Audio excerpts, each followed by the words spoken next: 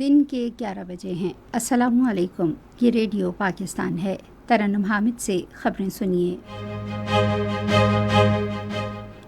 اہم خبروں کا خلاصہ۔ وزیر اعظم متحدہ عرب امارات کے سرکاری دورے پر روانہ ہو گئے ہیں۔ پاکستان پیپلز پارٹی کے چیئرمین کی قیادت میں پاکستان کا سفارتی مشن واشنگٹن، نیو یارک اور لندن کے کامیاب دوروں کے بعد برسلز پہنچ گیا ہے۔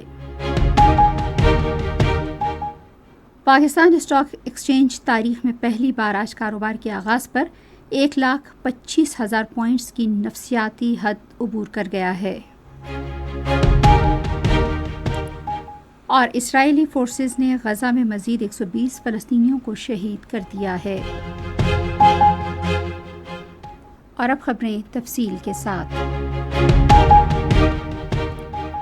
وزیر اعظم محمد شہباز شریف متحدہ عرب امارات کے سرکاری دورے پر روانہ ہو گئے ہیں۔ وزیر اعظم کے ہمراہ اعلیٰ سطح کا ایک وفد بھی، جس میں نائب وزیر اعظم محمد اسحاق ڈار، وفاقی وزراء اور دیگر سینئر افسران شامل ہیں۔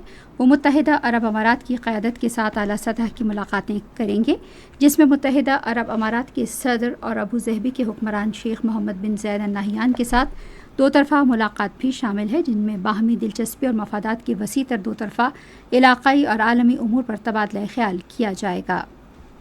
ادھر دفتر خارجہ کے ترجمان شفقت علی خان نے ایک بیان میں کہا ہے کہ وزیر اعظم کے دورے سے پاکستان اور متحدہ عرب امارات کے درمیان قائم دیرینہ برادرانہ تعلقات کو مزید مستحکم بنانے، معاشی تعلقات کو مزید مستحکم کرنے اور کثیر الجہتی اشتراکی عمل کو فروغ دینے میں مدد ملے گی۔ انہوں نے کہا کہ یہ دورہ مشترکہ مفادات پر مبنی اسٹریٹجک پارٹنرشپ کو فروغ دینے اور باہمی دلچسپی کے موجودہ شعبوں میں تعاون میں اضافہ کرنے کے بارے میں دونوں ممالک کے مشترکہ عزم کا آئینہ دار ہے۔ صدر آصف علی زرداری اور وزیر اعظم محمد شہباز شریف نے بچوں سے جبری مشقت کی روک تھام اور ہر بچے کے لیے روشن مستقبل یقینی بنانے کے حکومتی عزم کا اعادہ کیا ہے۔ بچوں سے جبری مشقت کے خاتمے کے آج عالمی دن کے موقع پر اپنے الگ الگ پیغامات میں انہوں نے سرکاری اداروں، سول سوسائٹی اور میڈیا پر زور دیا کہ وہ اس مسئلے کی روک تھام کے لیے عملی اقدامات کریں۔ صدر نے مشترکہ کوششوں اور مربوط تعاون کے ذریعے ایسا نظام وضع کرنے پر زور دیا جس کے ذریعے بچوں کو استحصال سے محفوظ رکھا جا سکے اور ہر بچہ روشن مستقبل کا خواب دیکھ سکے اور آگے بڑھے۔ وزیر اعظم شہباز شریف نے اپنے پیغام میں وفاقی اور صوبائی حکومتوں، نجی شعبے، تعلیمی اداروں، میڈیا اور سول سوسائٹی کے کلیدی کردار کی اہمیت پر زور دیا تاکہ بچوں سے جبری مشقت کا مکمل خاتمہ کیا جا سکے۔ انہوں نے کہا کہ اس سال دن کا موضوع ہے بچوں سے جبری مشقت کے خاتمے کی کوششیں تیز کرنے کی ضرورت، جو اس حقیقت کو اجاگر کرتا ہے کہ ابھی ہمیں اس مسئلے کے تدارک کے لیے بہت کچھ کرنا ہے۔ پاکستان پیپلز پارٹی کے چیئرمین بلاول بھٹو زرداری کی قیادت میں پاکستان کا سفارتی مشن واشنگٹن، نیو یارک اور لندن کے کامیاب دوروں کے بعد یورپی یونین کے ہیڈ کوارٹرز برسلز پہنچ گیا ہے۔ وزیر اعظم شہباز شریف کی جانب سے مقرر کردہ وفد کے دورے کا مقصد بھارت کے ساتھ حالیہ کشیدگی پر پاکستان کے موقف کو پیش کرنا اور جموں کشمیر کے تنازع کے اقوام متحدہ کی سلامتی کونسل کی قراردادوں کے مطابق حل کی اہمیت کو اجاگر کرنا ہے۔ وفد یورپی یونین اور بیلجیم کے اعلیٰ حکام سے ملاقاتیں کرے گا۔ پارلیمانی وفد یورپی حکام کو بھارت کے پاکستان مخالف عزائم اور جارحانہ اقدامات سے آگاہ کرے گا۔ وفد برسلز میں یورپی حکام سمیت سرکردہ یورپی تھنک ٹینکس اور عالمی میڈیا کے نمائندوں سے بھی ملاقات کرے گا۔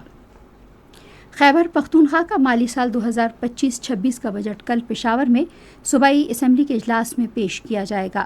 وزیر اعلیٰ علی امین گنڈاپور نے کہا ہے کہ بجٹ کی ترجیحات میں عوامی فلاح و بہبود کے منصوبے ہیں اور صنعت، صحت، تعلیم، سیاحت اور ڈیجیٹلائزیشن سمیت اہم شعبوں کے لیے خاطر خواہ رقم مختص کی گئی ہے۔ انہوں نے کہا کہ پشاور تڈیرہ اسماعیل خان موٹر وے منصوبے کے لیے بھی فنڈز مختص کیے گئے ہیں اور لفٹ کینال منصوبے کو بھی بجٹ میں شامل کیا گیا ہے۔